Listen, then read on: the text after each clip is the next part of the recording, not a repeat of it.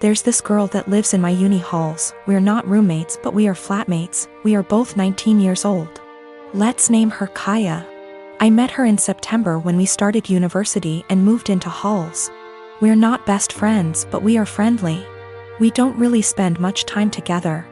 Over time, my friends noticed that Kaya tried to copy me in everything. It started slowly, accessories and some clothes. Nothing major. I didn't even notice until people started pointing it out to me. I have a rather distinct style and she started copying it. I don't know the style and she's free to wear what she likes, but it's the exact same copies of my outfits, which is very odd. But then, it started going further. I dyed my hair, she dyed her hair. I bought something for my room, she bought the same thing. I started chatting with a guy. She became obsessed with that guy to a point that whenever I had a male friend or guy I was interested in over, she would go out of her way to try and get their attention, coming down to the kitchen in nothing but a towel. She never used to do it, etc. And she would do anything to attract attention. Now, don't get me wrong, I couldn't care less if the guy was looking, and even if it was my boyfriend looking. I'd have a beef with him, not her, but the blatant attention-seeking behavior was just odd. I joined societies and sports, and after she found out, she joined the same ones I did. Basically, everything I do, she copies eventually. It's just really creepy, but I haven't said anything. I wouldn't even know what to say. Over the Easter break, my friend and I were at my family house, a bit drunk, and decided to test out whether Kaya really copies everything I do. I made a post on social media about shaving my head. My friend does hairdressing and she helped me out faking shaved head, and I posted a photo with shaved head. I deleted the photo few days later and forgot about this whole thing. After Easter break was over, we had uni exams and I was focusing on that. Imagine my shock when I came back and Kaya had shaved head. And she was pissed when she saw me. She started shouting how I lied to her and why would I do that. She went on and on and on, really angry. Admittedly, I ignored her and hid in my room. She sent me a text telling me that she expects me to pay for her wig as it's my fault she shaved her head. I replied that absolutely not, that it was not my fault, and she decided on her own to do that. She kept attacking me over it every time I saw her. It's been a few days since I came back from Easter break. My exams start tomorrow, and yesterday I received an email from my university asking me for a meeting over the issue. She reported me to uni over something she's done. I am genuinely confused. Was I really in the wrong? I am a 17-year-old female, and I still live with my mom, my stepdad, and my two half-siblings, 5 and 7 year. My dad died when I was 5, driving me to the hospital. Mom didn't want to pay for an ambulance. He died in the crash and my leg and spine got busted up in a way that has left me needing a cane pretty much ever since. My stepdad's always been a little distant with me. He likes to make jokes about how I'm an early blooming black widow. I think he gets that from my mom, who blames me for my dad's death. I do too, it is my fault after all, so I don't push back on it. Anyway, the point is that with the current situation, my parents are always looking for ways to get my half-siblings active and doing things without leaving the house, and have recently settled on scavenger hunts. I have no problem with this, honestly. I wish they'd stop hiding stuff in my underwear drawer, but it's a 5-year-old and a 7-year-old, so that's not the worst. My problem though is that they keep taking my cane when I'm not looking. I tend to get lost in my homework and my writing hobby and zone out, and having it be one of the items that my half-siblings have to find. When I complain to my stepdad, he's a SAHD, so is usually the one running these things. He scolds me for being selfish and points out that my swivel chair has wheels if I need the bathroom, and that they always get it to me before I have to go downstairs for dinner. I tried my mom yesterday, and she said that I was being a brat and that if I wanted a father who cared about me, I shouldn't have killed my dad. I got really upset at that point and called my grandparents, my mom's parents. Dads are dead too. They showed up at 10 p.m. yesterday, and Grandma screamed at them while Grandpa packed my stuff up and helped me out to their car.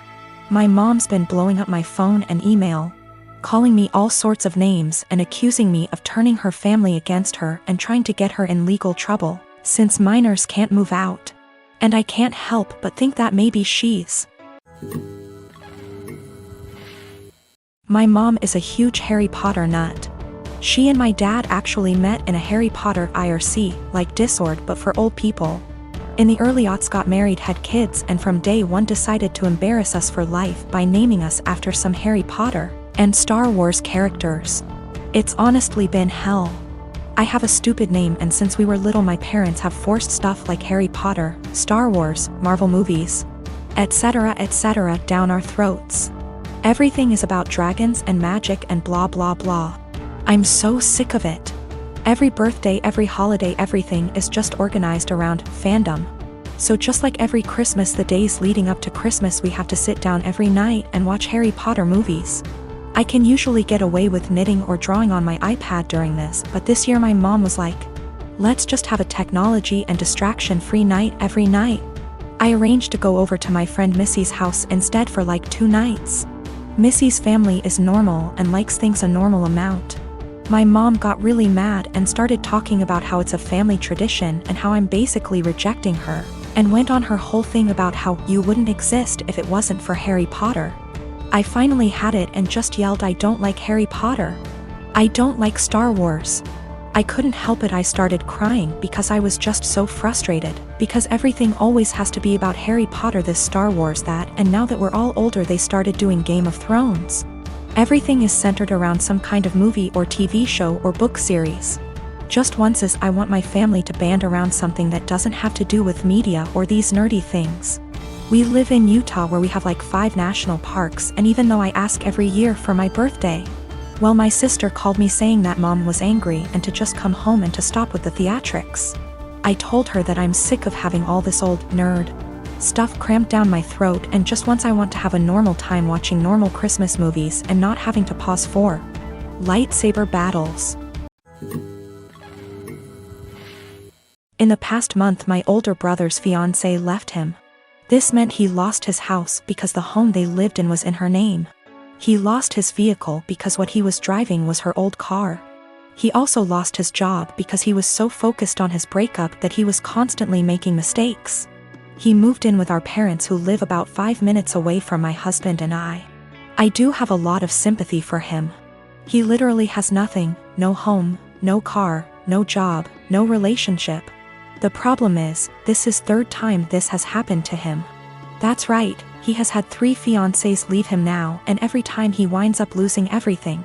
He has had 2 cars impounded because he gets so upset over his breakups he loses his job and can't make payments on his vehicles. My parents and I have bailed him out of these situations every time. I even paid off his back payments on his car, paid for his dog's vet bills, and paid some of his rent before. My parents and I have literally spent thousands of dollars trying to help him. Each of the past 2 times he winds up moving back in with my parents who are in their late 60s.